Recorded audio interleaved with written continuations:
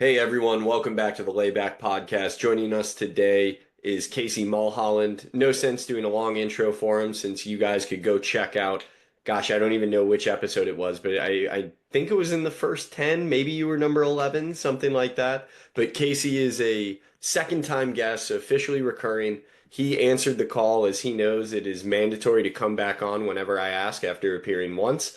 That's just the way we do things around here. And today we really want to get into Casey's response to the MLB pitching injury report. Hopefully, I titled that properly. I know it seems like the people that were responsible for authoring the report seem to be very finicky about what the report actually gets called. It was not a study, it's a report. I've heard that time and time again. But Casey took plenty of time and a fine-tooth comb to write a 58-page response to, I think, the 64-page report that they came out with. So it seems like he might have gone pretty close to one for one. With all of that, Casey, I'll shut up and listen for a little bit. I'd love to hear maybe what inspired you to get into it before we really get into the details of what you actually uncovered. Yeah, absolutely. Well, thanks for having me back for a second time. I appreciate that. And so, yeah, to be clear, I mean, covering this report, I was one of the 200 that was interviewed for the original report the MLB came out with. I spent the day that I got the phone call from the MLB. I remember I spent like an hour and a half on the phone, kind of uncovering these topics and kind of discussing what other people that had already been interviewed, what they had kind of brought to the table as ideas. Because remember, it's like all of the responses. I'm not even sure I had a response that actually ended up in the report. It was all of these people that had these responses. They just kind of hand selected what came from it. So I'd imagine they spent an hour and a half with each of those individuals, 200 people over the span of a year, et cetera. It was a great dialogue, and I really appreciated the detail at which the MLB was willing to listen to, let's say, like myself, facility owner, just kind of rant about what we were seeing and some of the issues in baseball. We went down rabbit holes like you wouldn't believe. So when the report came out, I was slightly disappointed with the end because I felt, and this is spoiler alert for the actual response that I have, but I really felt that the answer to them was velocity and pitch design or creation of stuff. And I felt like that was maybe the thing that gets to the thing. So it was modality. Like you could make arguments that it's not just velocity and pitch design that would cause fatigue. You could throw a whole bunch of other things into the mix as well and cause fatigue. So even generally acceptable rule standards, according to their paper, right? Like let's say somebody who would throw 30 pitches in a game and do that maybe once a week and for less than 8 months of the year, like they're still susceptible to fatigue and injury. And that's something to be noted that we just don't talk about that much. Again, I appreciate the MLB's work and findings. I've been very clear about that. I tried to be very open about that in my response. No way was this like a hate paper of mine. Like I was up at midnight just like fuming and writing away on this thing. I wanted to provide like an educational construct and basically say as a rebuttal, an educational rebuttal to the MLB to say, hey, listen, I hear you. I appreciate you. I want to show you the way I see it a little bit more and detail my findings. Like this is not just my opinion. This is the opinion of many in the game today. You know, kind of really get to the crux of bringing baseball as a united front, bringing baseball into at least awareness of a lot of the things I feel have been in the dark for the last 8 years. And that's been fun, great response across the board.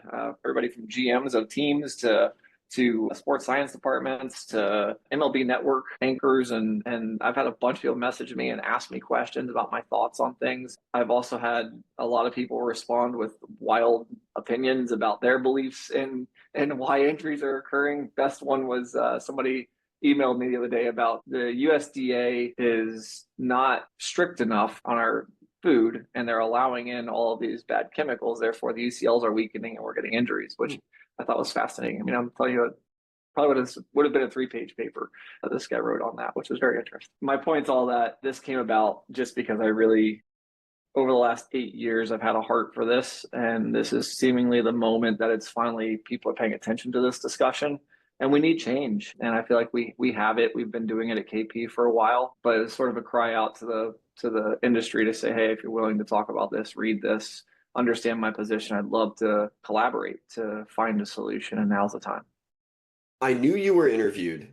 I did not know the interview was an hour and a half, and it was not my original intention to talk a ton about the interview process, but that kind of initially went over my head until you brought it up.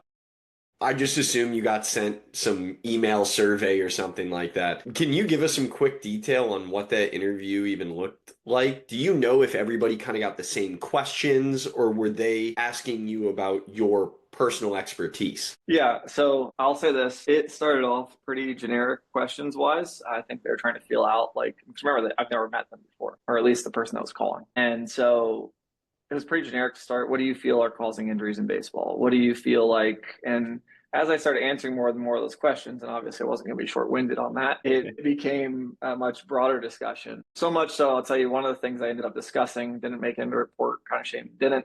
But I said, I remember distinctly kind of getting a silence on the other side of the line for a minute when I said, this is how bad the system is. Teams, these big organizations, big travel ball organizations, are buying smaller teams in the area to sign them up for as many events as possible because they're getting kickbacks. The big organization's getting a kickback for as many teams that are submitted. For every dollar basically that gets spent in the organization, they're getting a kickback on what they spend. And I'm like, so if I'm a big organization travel team and I get 30% back and I'm able to acquire a bunch of other teams, well, I'm going to sign all these teams up for one specific event type. I'm going to do that 12 weeks in a row, which may not be the best thing for the kid, but it's great for my bottom line.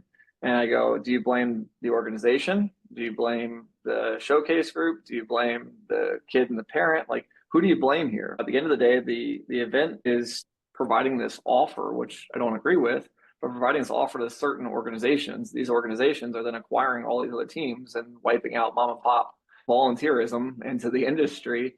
And then you're getting these kids that are buying in. They want to play for the best team because they want to be ranked and all these other things. I'm like, so whose fault is this? I'm not going to put it on one person. We went around and around in circles for like 30 minutes on that.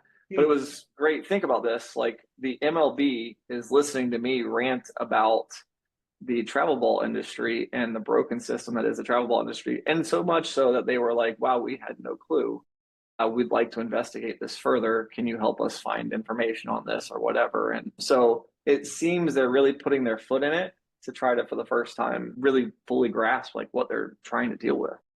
And with everything covered, I guess my main takeaways weren't even in the travel ball world. And I was thinking back on the report, maybe I should have reread the 60 whatever pages plus your 58 again to prep for this, because I guess I'm a week removed, I think, from reading your report at this point. But yeah, I guess I even overlooked the travel ball stuff a little bit because I'm not as involved. Yes, I work with players, but I don't see the underlying grossness or nightmare scenarios that you're probably dealing with constantly, because so much of your battle is pitch counts aren't enough, innings limits aren't enough. What do we actually need to do? I know I am bastardizing workload management in a sense by saying that that's your battle, but you and I have talked about that a time or two, the kickbacks and the nightmarish underworld of the travel ball circuit. But that's incredible. So even the fact that you were able to uncover that, and it sounds like MLB actually cares from the conversation that you had, maybe it leads to a change, which I think is awesome. Even what I'm understanding from what you just shared there is beyond what was published in a report.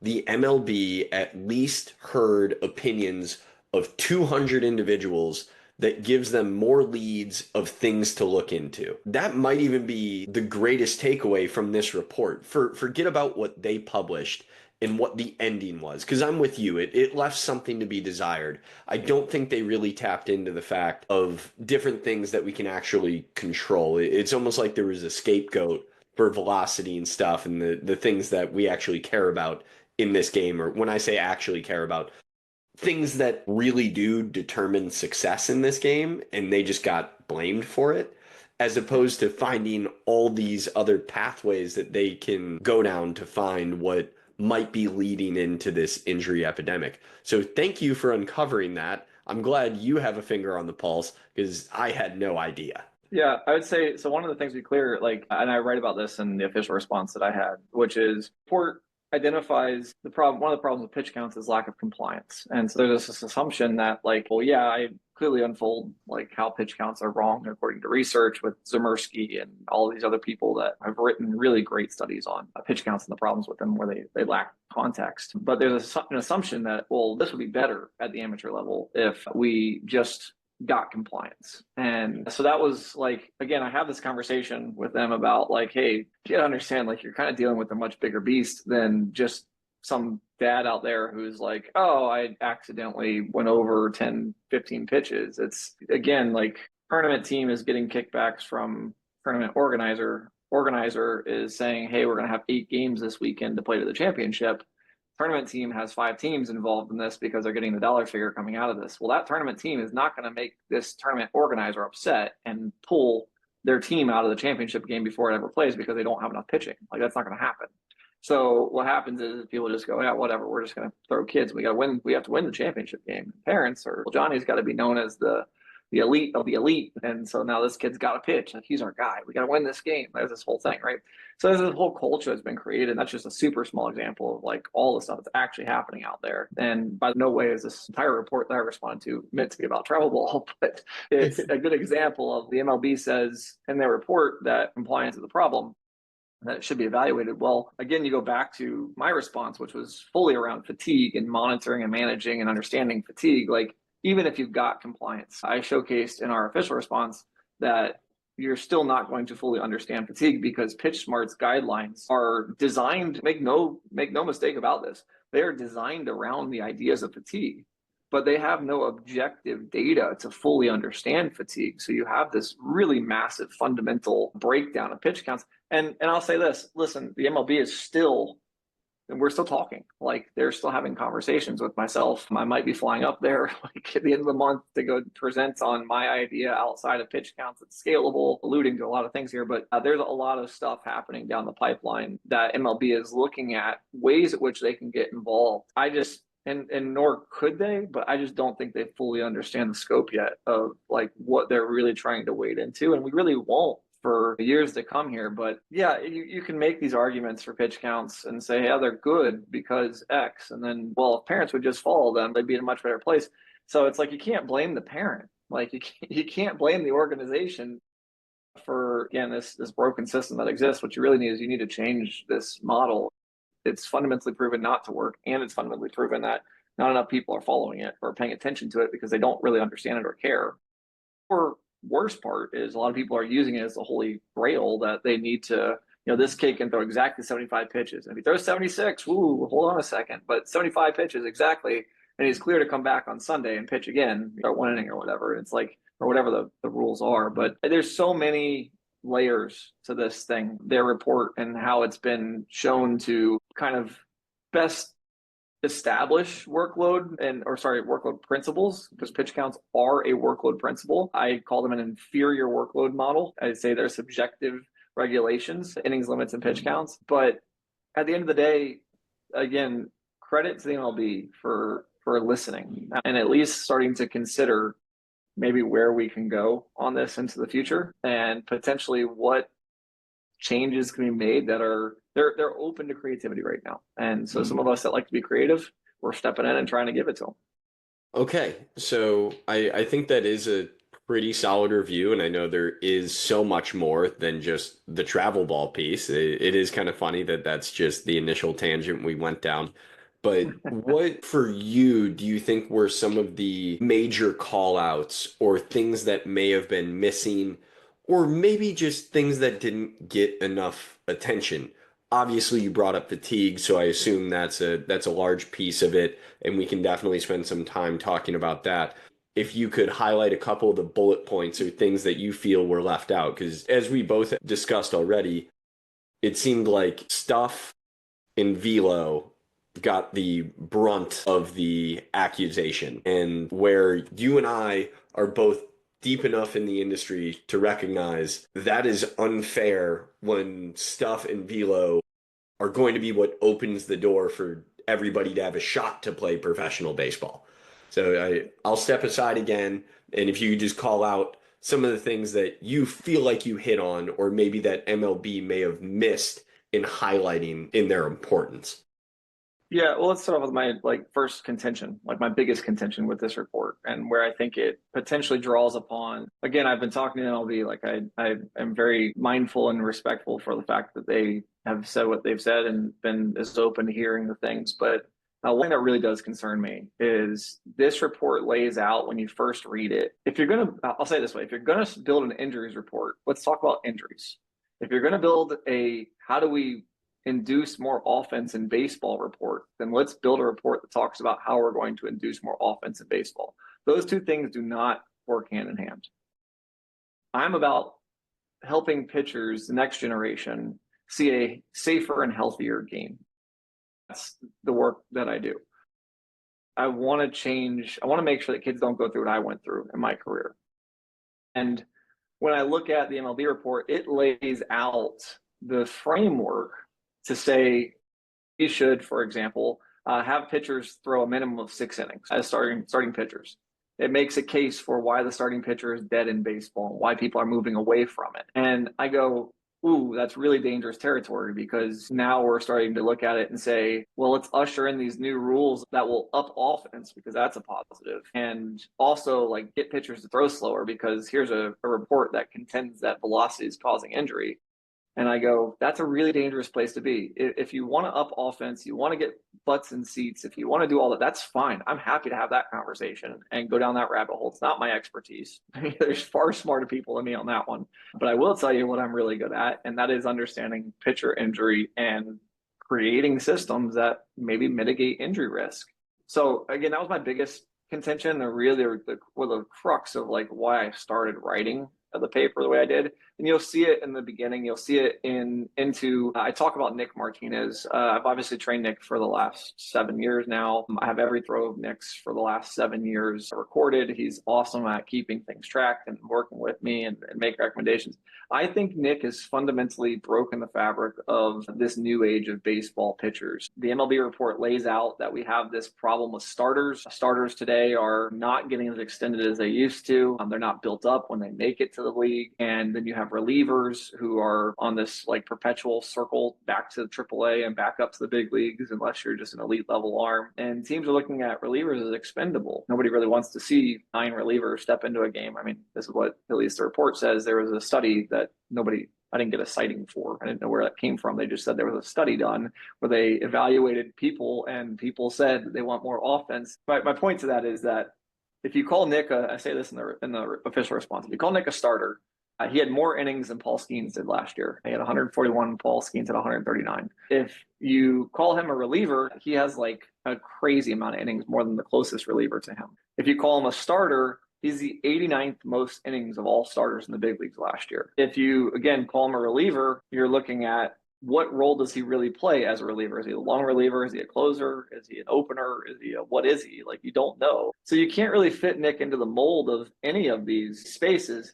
Nick has more appearances than the closest starter in the league last year. Anyway, so it's like, is he a starter? Is he a reliever? We feel like we've created this category. We're going to call it a hybrid. And so like we've joked around like KP is the home of the hybrid. We've been doing this now with pitchers, like indie ball guys and minor league guys, to try to give them shelf life. Nick came over and again, with the Padres, I was like Clevenger at the time with the Padres was down, and he came back active. So Nick moved out of the starting role for Clevenger, and then Clevenger went again, and Nick came back in, and he was just kind of like back and forth in that role. And they asked me, hey, do you mind doing this starting relieving thing? And we did it. Like we built out what the workload model should be, and he followed it to the T, and he's been healthy. Knock on wood, he's been very healthy over the last however many years.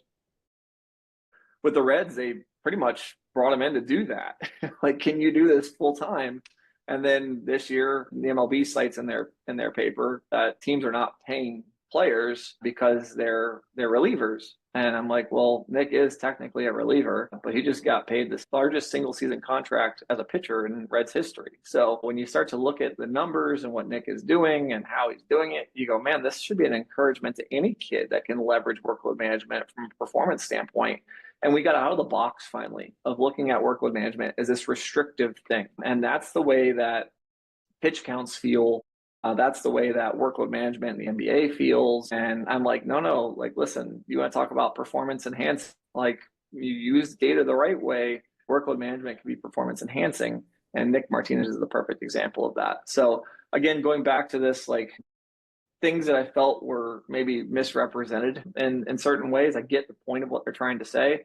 But if we're going to talk about injuries, let's talk about injuries. And if we're going to talk about workload and we're going to talk about some of the shining examples of what exists in the league, let's highlight the guys that are doing something different and leveraging a different model and are staying healthy doing it. And Nick's just a great example of that. I think your call out of separating offense and pitcher injuries is a must. Very glad you did it. And maybe I wish I could have tied my horse to that cart sooner, and instead of just like getting upset about the personal things of them not talking about fatigue or training or more proactive measures. Because I would say from my side, and I definitely want to talk to you about that piece of not just citing what's wrong or what people aren't doing enough of. Because my initial take from the original MLB report is great. You guys made all these call outs, but we offer no suggestions. Right. And I'm sure you have a different look into that given your interview, your kind of hands-on nature with the process. But 100%, there needs to be a separation from what generates more viewers versus what keeps pitchers healthy.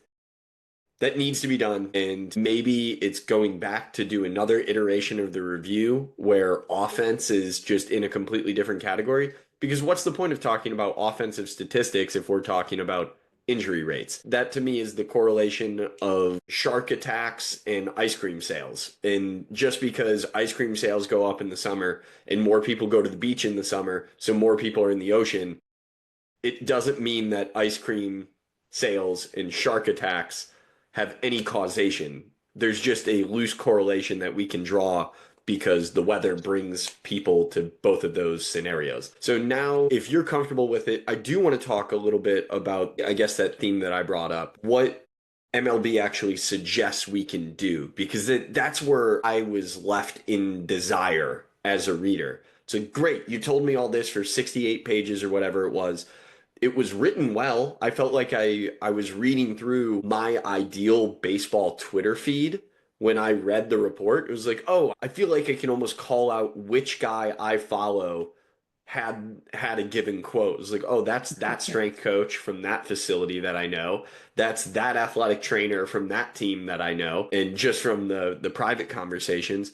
But maybe where do you think MLB could make recommendations, or where do you think you could make recommendations that maybe weren't made in the initial report? Yeah, I think they come down to, and again, this is like going back to this offensive piece, like they make the recommendation that pitchers need to throw 6 innings minimum unless there's like certain criteria or whatever. And the idea is that pitchers would throw slower, or they hope that pitchers would throw slower to maintain that longevity within the game. I don't think that's a good idea. Again, I heard this, somebody said the other day on Twitter, I think it was we've trained pitchers a certain way for so long, and you expect an entire generation of arms to come through and fundamentally change the way they approach the game. It's probably not going to happen. And I was like, well, that's pretty true. We've taught these kids to throw hard, and they're going to want to throw hard. And we have a hard enough time already governing like throws in general. So that may be difficult. You hear like the new 6 ounce concepts, and again, like putting in a 6 ounce baseball doesn't attack the core fundamental problem, whether it's 6 ounce, 4 ounce, or 5 ounce, doesn't matter. Kids aren't built up enough to handle what they're going to face in season. We're still going to see injury occur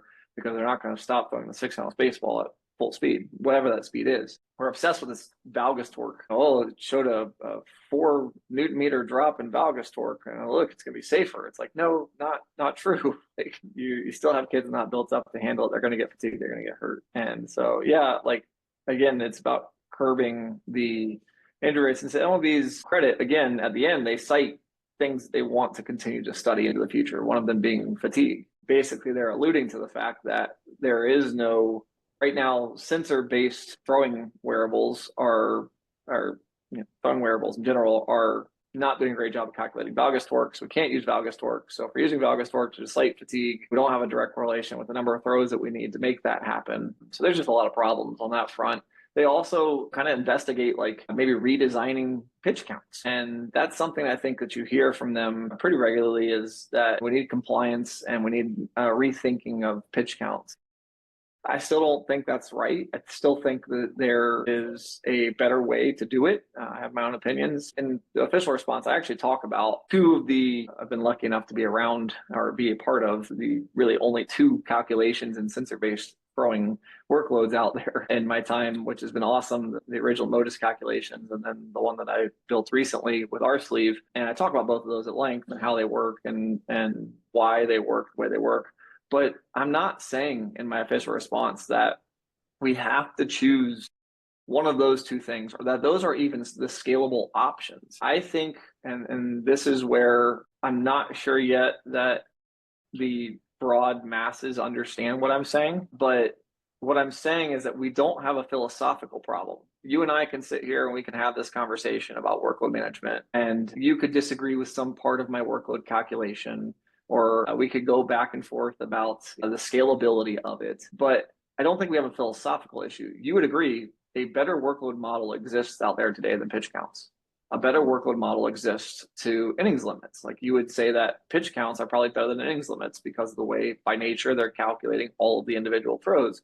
You would say that an RPE based model is better than pitch counts because it accumulates all of the throws that you make in a day in a game day, or in practice in general, or throughout your throwing schedule. And then you have like the sensor base. You're like, well, that's probably the best thing that's out there seemingly. It's way better than pitch counts. We're getting some objective data on it. And I go, great. So philosophically, you would say that there's a hierarchy of some of these workload concepts that exist in the game today. The problem is, how do you scale the highest level workload calculations to reach an 8-year-old with their parents? That's a technological problem, not a philosophical problem. So technology has to be built. Great technology has to be designed to reach the masses. And it's not necessarily, doesn't have to necessarily be my calculation or another calculation that exists out there. It doesn't have to be an RPE model. There's so many creative ways to approach this. And it's like, what I'm really looking for and what I'm hoping happens from all of this is the right people get in the room, sit down and design something great.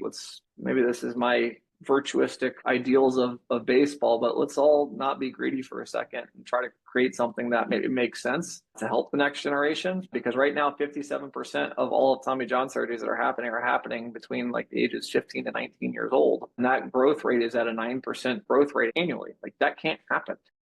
We're not slowing down here. We're speeding up, and we're all sitting here debating whether pitch counts are still good or not, or whether we should refine them to be a touch better. No, we need a fundamental change in baseball. And it starts with, again, kind of going back to this, who's willing to sit down and actually have this conversation. I feel like the door is open right now because of this report. So I'm thankful for that. But I'm hoping people will at least hear and start to explore maybe new steps to a new process. If you don't mind humoring me here, I'd like to do some recorded brainstorming, because in the process of you talking about a better system, I started running through some ideas in my head. I'm sure these are likely the thoughts that keep you up at night, but we obviously have some sort of governing body in baseball, right? Players have to obey certain guidelines, whether it's the drug testing that they do regularly to ensure that they are following those guidelines, or anything else, whether it's team rules, league rules, different things that they have to obey.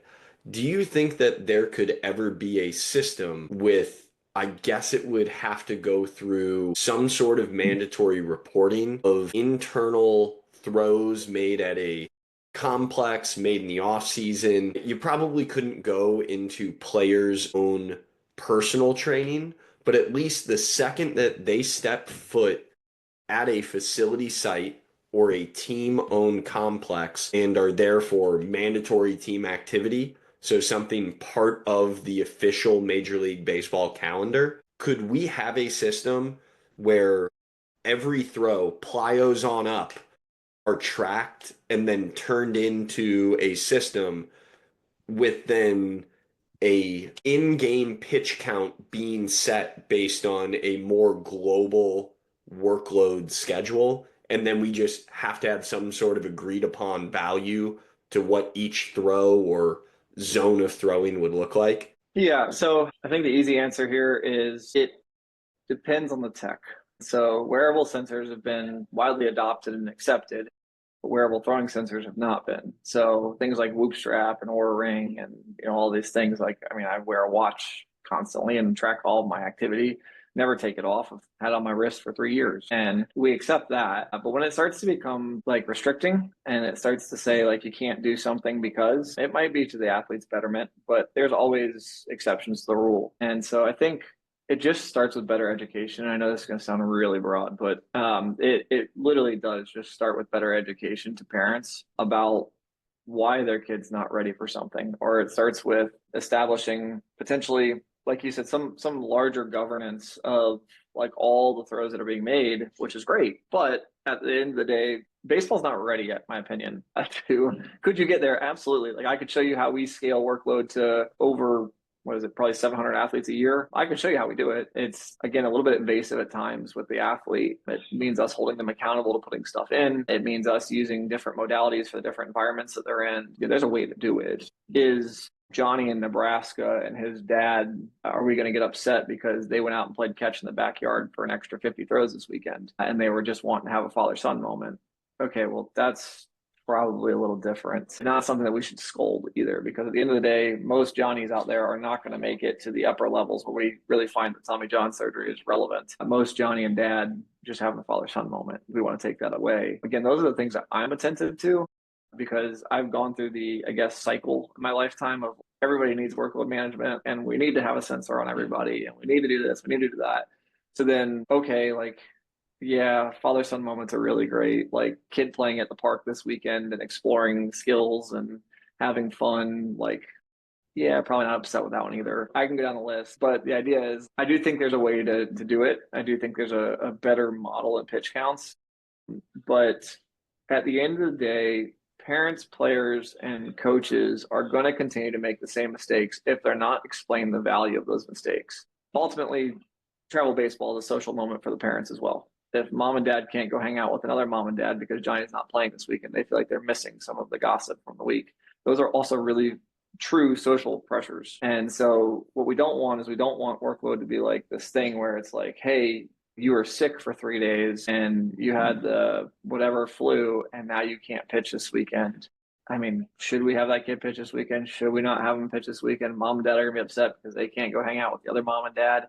And the kid's not getting the ranking because he's not playing enough events because he's got this thing that's going on and parent can't drive him. It's like, man, this is way bigger than what most people would solve as a simple solution. Instead of me being like, you have to have a chronic workload of X and you have to have a daily workload peak of X and you have to have a sensor on your arm at all times. You just start to realize like this is a really hard and vast problem to solve. But I think a lot of people, majority of the population, would be very open and attentive to guidance. And I know my dad and I, like when I was playing high school ball, if somebody had told me, hey, like this is probably not in your best interest this weekend, it was something or somebody that I trusted, I'd probably listen. And I wish we had known more about injuries. We just didn't. But it kind of has to start at a younger age if we really want to clean this up. And bigger picture, it has to be something that is digestible. It can't be. It takes 34 Newton meters, according to cadaver studies, to tear the UCL, and your son throws it 70 Newton meters. How do we do that? It can't be that dialogue. It needs to be engaging, fun, entertaining. And look, I'll say this last piece on this. I go on YouTube if anybody wants to ever do a deep dive of weird topics. PBS has this like educational channel series. I can't remember what it's called, but it's like these cartoon figures and this one person that narrates it, and it's the greatest educational stuff in the world. And they're talking about supercomputing and they're talking about physics and they're talking about anatomy at a high level. And they do a great job of watering it down and educating the masses and making it super entertaining. Where the heck is that content in baseball? It doesn't exist. You have a YouTube video with some guy who's showing an MLB pitcher and breaking down certain mechanic of X, or you have some guy standing in a facility and the lights are off and he's like being ominous and talking about, why fit matters in the space of whatever. And you're like, dude, this just doesn't click. That's just not it. So am I the person to bring that educational material? Maybe not, but it needs to happen. And that's where I think we start to partner with the right people over time to drive the high level information to the right people in the right way. The closest thing to it in the baseball world now is probably the simple sabermetrics videos, which I think they do a good job. And that's probably why it's digestible, because I feel like I'm a little kid watching all the PBS programs again. Then another thing that I feel a little bad calling it out, I was reading your report and I even thought to it myself, like, dang, Casey got screwed on timing on this because ASMI released another study in between the pitcher injury report from the MLB and your response with a younger set of cadavers as opposed to the old age people that they normally use. But this time they did it with a bunch of cadavers with the average age of like 32 or 33. And they then reported that the UCL didn't tear until like 43 or 44 Newton meters. So now we're just all thrown off. Everything that we have ever claimed for all these years, we have to add 10 more Newton meters to it. Or 11. I now have to go back through all our slides and do that same thing and figure out, do I want to put an asterisk here? Do I want to use a new number? How do I talk about this? And I did think it was even kind of funny. I know you were on the ABBS Zoom as well when they were going over all these different things just a couple weeks ago. But even Fleissig himself had two different slides where he used two different values for where the UCL tears because one he had the new like 43 to 45 Newton meter number, and then he had another page where he used the 34 Newton meter number. And I was left more confused because I didn't know what number to use if the guy that did the research didn't know what number to use. So just wanted to shout that out. I had a little nerdy laughing moment when I saw that in your report. It was like, Casey, you were 3 days late on publishing. It's funny. It's like I had some people respond back to certain things that I had written, and everybody tries to play gotcha. And I'm like, all right, well, like that's cool. Like, where's your 58-page report kind of thing, right? It's.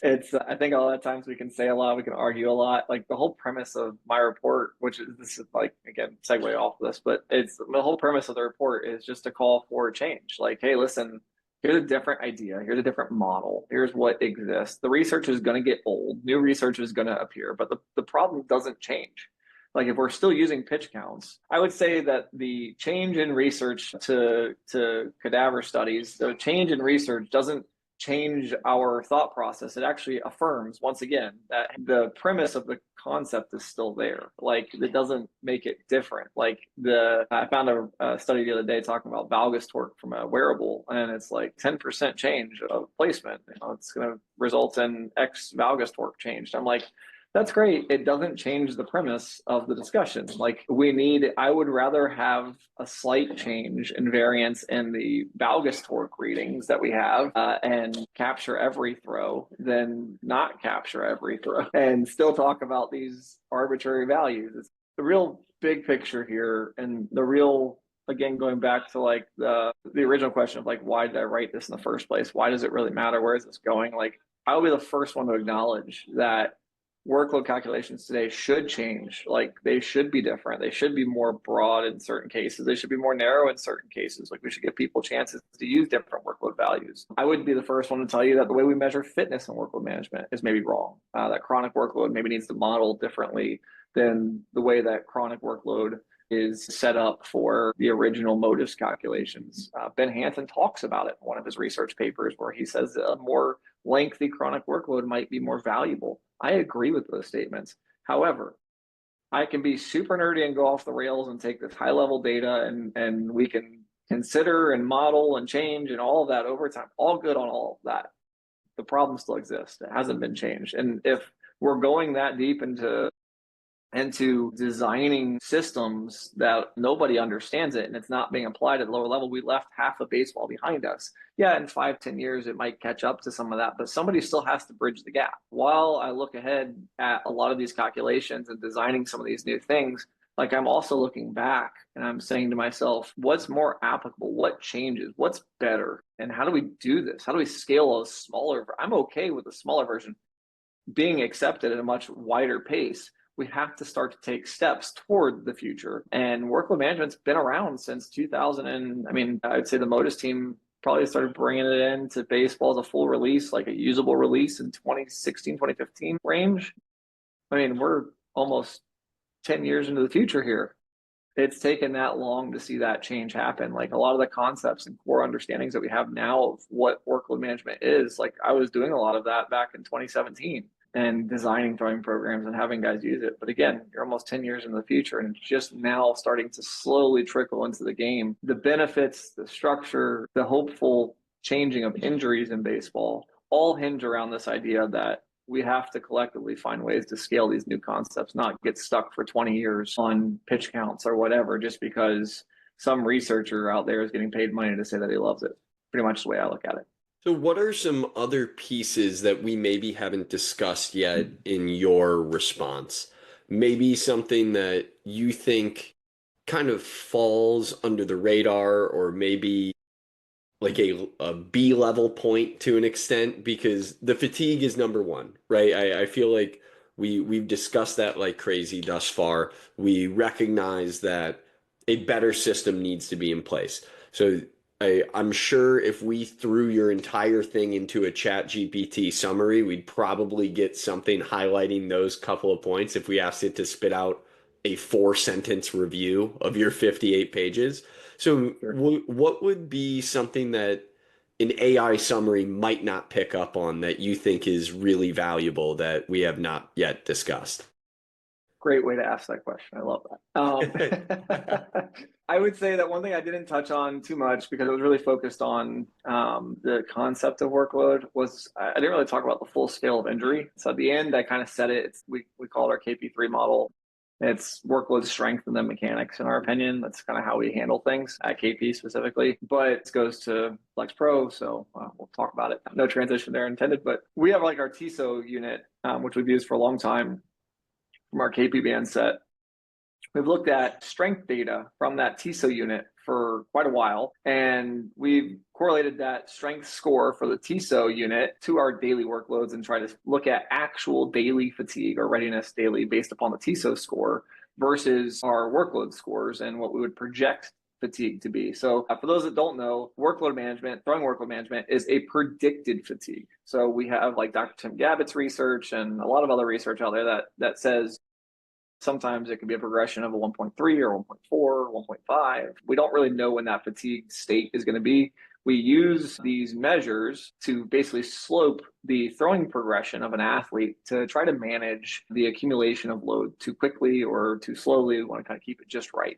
On the other side of that, you have actual strength outputs. So you can do it from the forearm or from the shoulder, and it looks at how ready is that musculature today to go out and compete. And so where we see predicted workloads being fine, guys within the range we want them to be, we still do see fatigue from athletes on our TISO score, or I know in this case for Flex Pro. So one of the things I didn't really talk about at length was, yes, workload management's a great start, and firming up these workload concepts and getting better, ideas into the game are great, but you still have susceptible athletes who are maybe very weak, who are maybe not capable of going out there and throwing at much larger loads. We don't have all the research there yet, but I think that's also maybe part of the next frontier is establishing and valuing strength, and something that obviously Adam, you and I have talked at length about and continue to talk about.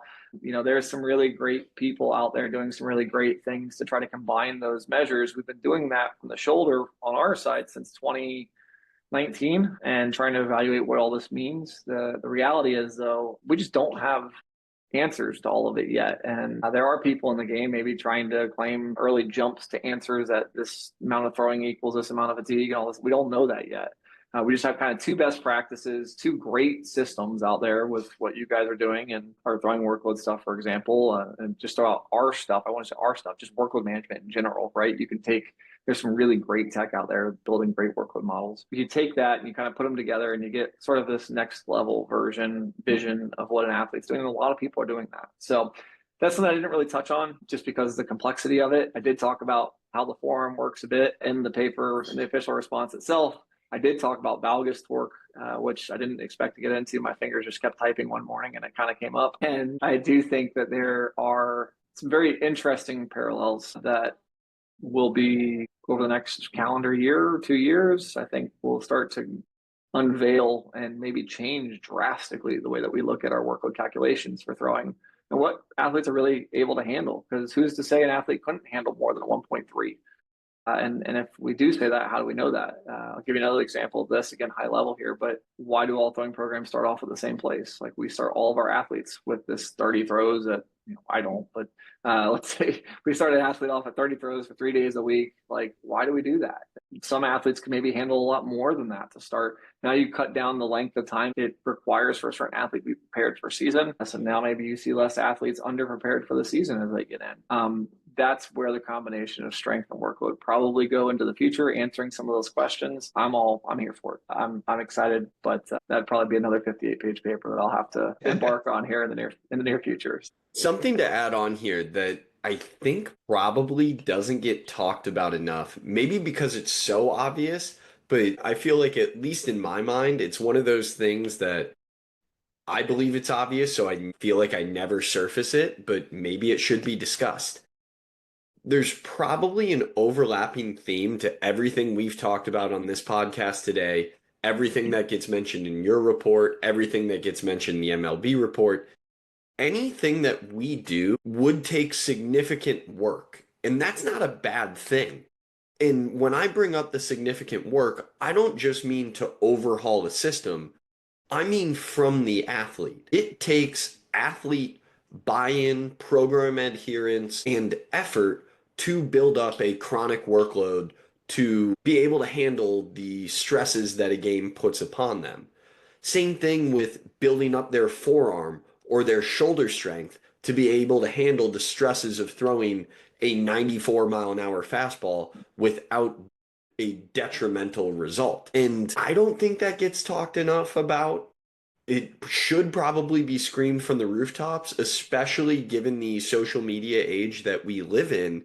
I think people forget how much effort is actually required to be resilient as an athlete. It takes so much work to be durable, to actually get up there every single day and perform your best. So I don't know if you have anything you can add on to that, but I'm sure you see it regularly based on the way that you program for your athletes. Yeah, that consistency piece is huge. We call it, so our strength coach here, Garrett, says master of the mundane. That's one thing he's always walking around saying, master of the mundane. And it's true that the best athletes, they have a buy-in to what we're doing. They have a buy-in to their future career and how they're going to get there. And it makes it easier because of that buy-in. I'm not talking about buy-in on like just doing the thing, like, or understanding education. I'm talking about buy-in to their own career, meaning that they're driven to wake up every day and go do the thing. It makes the mundane easier because they have a vision for where it's going to take them or the success they're going to have. I heard a really great quote the other day. You'll like this on an Instagram. I'm going to butcher it pretty bad, but I'm going to get the point will come across. It was this older lady who had clearly been in the Olympics, and her husband, who had also clearly been in the Olympics. They talked about it was a Team USA Instagram ad. And I want to say this guy had Parkinson's, and they showed him on a bike, and it's the wife voicing over this discussion. It shows the guy on the bike, and you're like, man, that guy's really struggling. You could really tell he had a hard time getting on the bike and all of that. And she says, most of the time people think that athletes are in pursuit of perfection, but reality is that athletes are just in pursuit of better. And I was like, wow, like what a statement. What does it mean to be in pursuit of better? Like that guy with Parkinson's obviously isn't trying to be the perfect athlete anymore or like set world records. He's just trying to get up and personally just be better for himself. Like that's a huge deal. And so when I talk about like programming, and I think it's hard for a lot of people to be consistent in programming. I mean, look, we all struggle with it, right? Like if you're a runner or if you're trying to stay on a diet of some sort, or if these are things that we talk about societally that people struggle with. It's just being consistent. And I would give a shout out to my wife real quick, like one of the most consistent individuals that I've ever met my entire life. Like I realized that I'm not as consistent as I think I am because she's doing the things that she does on a daily basis. And that inspired me. So I think there's two parts to this. One is that community is huge. My wife and I, like we work together as a great team. Like she inspires me to do the things that I need to do consistently. And she lifts me up and helps me keep moving when I'm not, that consistent, right? When I look at athletes that come into our gym, I hope that's their family. I hope their family is inspiring them to come in and do it. So when you talk about the younger age group specifically, you have to have great parental buy-in on some of this to spur the kid to be consistent, to spur the kid to do something better. When you talk about environment within the facility, that's something we really encourage with our athletes is, listen, there's going to be days you don't want to be here. There's days you don't want to talk to me as a coach. but relationship and growing that relationship with our athletes is critical. And it's so funny because this is so far removed from like the normal dialogue of an acute kernel for weighted 9-day average of acute, right? But you hear me talking about relationships with athletes, and it's like, how do those two things merge? Well, I look at it as a strength coach builds a great program for an athlete to come in and to train. But the mark of a great strength coach is not the program they built. The mark of a great strength coach is the art of coaching. They get buy-in from the athletes. They get them to show up and do that program, execute it to the nth degree on a daily basis. And so the true art of being a great pitching coach, yes, programming is highly important, but I would argue that if you don't have the structure of a long-term program in place, then you're ultimately showing up every day with no plan. So for pitching coaches, we're building the plan, we're governing it by some workload model. And then there's still an art to coaching on a day-in, day-out basis to get the most from your athletes, to make sure they adhere to the value of every single throw. If I have 5 throws in the day where this athlete jumps in intensity to 40% higher than where he's supposed to be, that's 5 throws at which I didn't account for and substantially change my model for the long term. An athlete's not going to be perfect. They're not going to nail every throw right in the range that I want them to.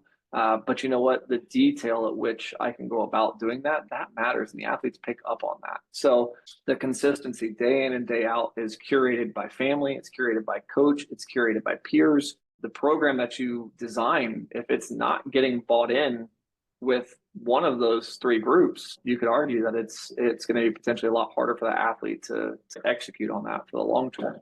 This is where I think, again, communal agreement and movement forward in the game, it has to start with governing bodies being able to go, hey, parents, this is what this means. Hey, parents, this is why we do it. If you think you're just going to put rules on paper and expect parents to adhere to it, they're going to think they know better and they're not going to do it in some cases. And that's where I think pitch counts are at sometimes.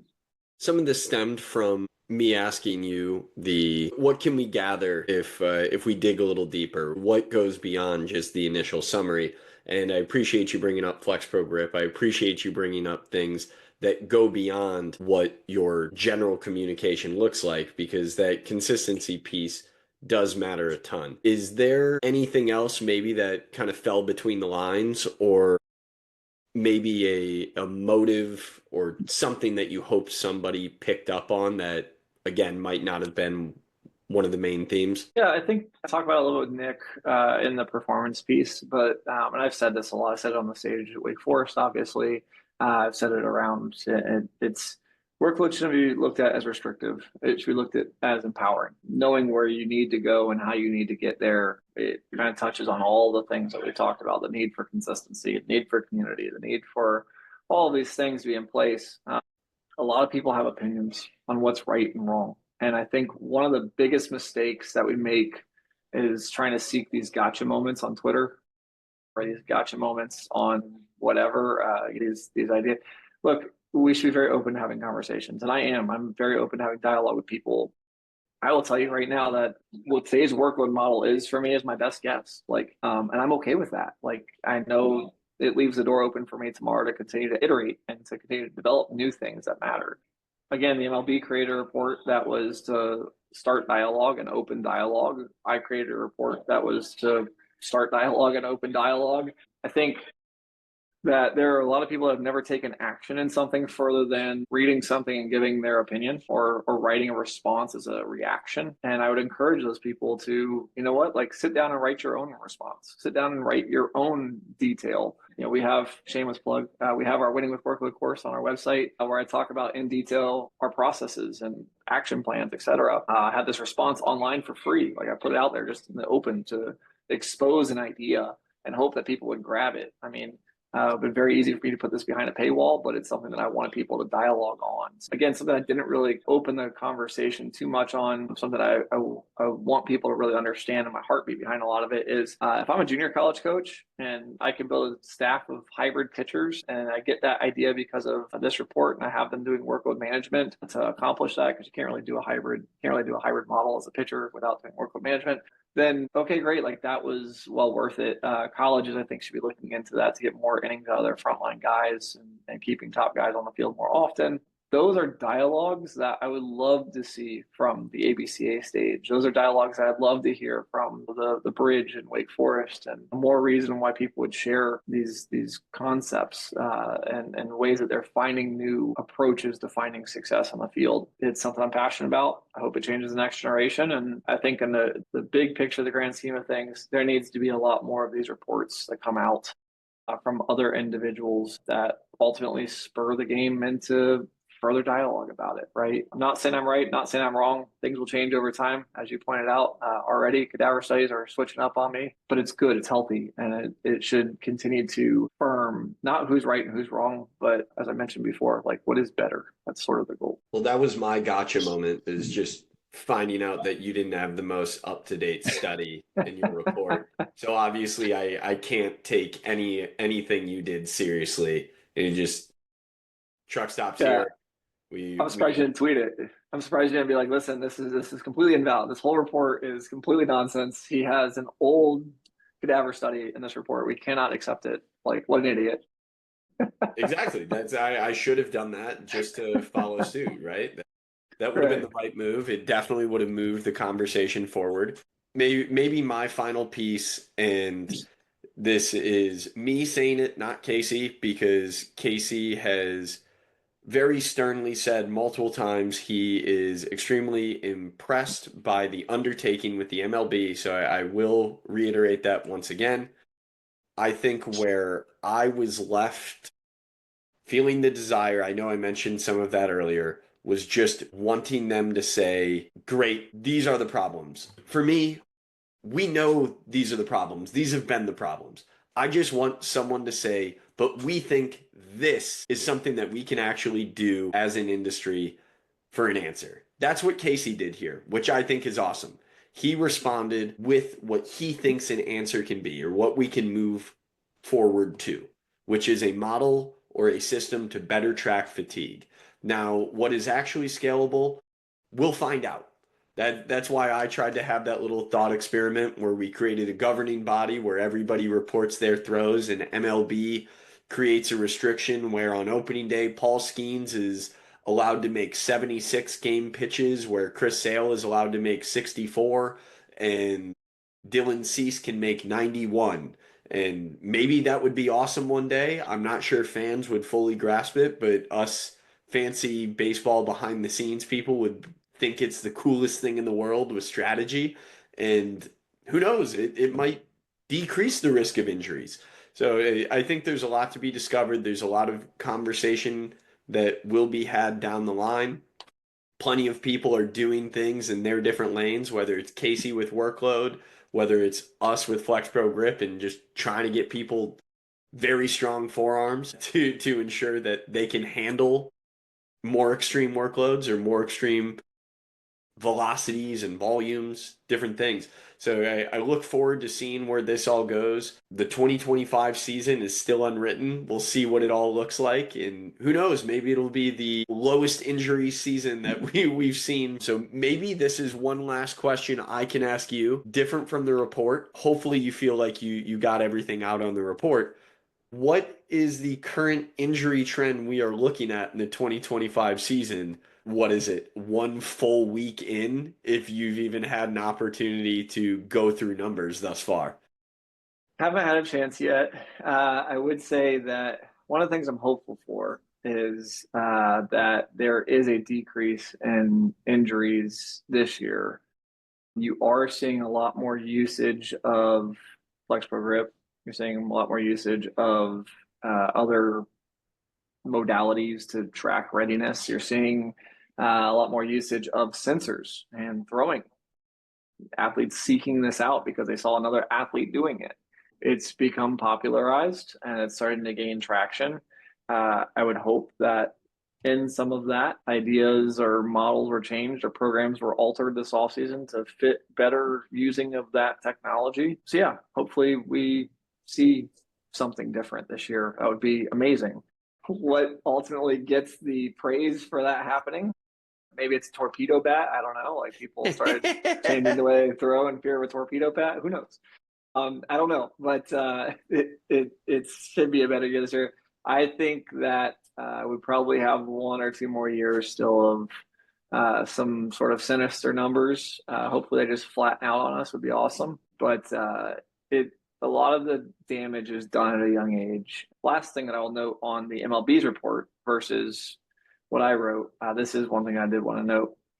MLB makes reference to the idea that we have to start from the top and bring it down to the bottom. And I disagree firmly with that because most of the damage is done at a younger age. If we know that 57% of Tommy John surgeries are happening between that 15 to 19 years old range, it's already very apparent that those guys are stepping into the league. And you're seeing even the MLB is showing in their report a higher number of revisions happening now. And so it's like, okay, well, those kids are having surgery at 19, 18, 17 years old. They're getting a revision within the minor leagues. That's why you're seeing those numbers going up. It's the amateur level that's causing that problem. So my point to that is I would hope the numbers flatten out this year, but I think the amateur problem is so big on such a wide scale right now and getting worse that we need to kind of brace for the worst here in the next couple of years. Well, we can brace for the worst and hope for the best. And I am going to choose to believe that 2025 will be the turning point where we start to see that fall. I hope so. Would I selfishly love to be a part of the groups that get credit? Yeah, that would be sweet. Do I expect to get credit? No, not at all. But as long as baseball is a better place and more people are playing more innings and out there with the best stuff, I'm happy and I can sleep at night. So I feel good knowing that we are excited about the potential for 2025. Who knows? We'll see. That's why I'm excited about the potential, not excited necessarily about the results. We're excited about the potential.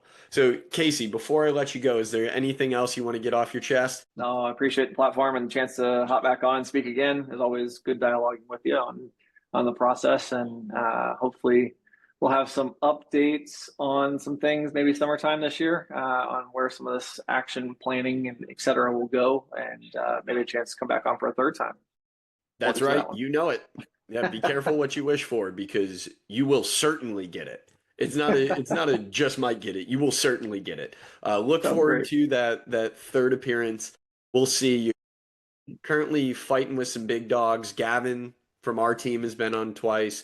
Miller Hogan, beloved story of a player currently pitching the Mexican League, has been on twice. So you've got good company, some good stories. Look forward to that third appearance. It'll come soon. So Casey, once again, thanks a ton for your time today and for everything you provided. And of course, to the listeners, thanks for laying back with us.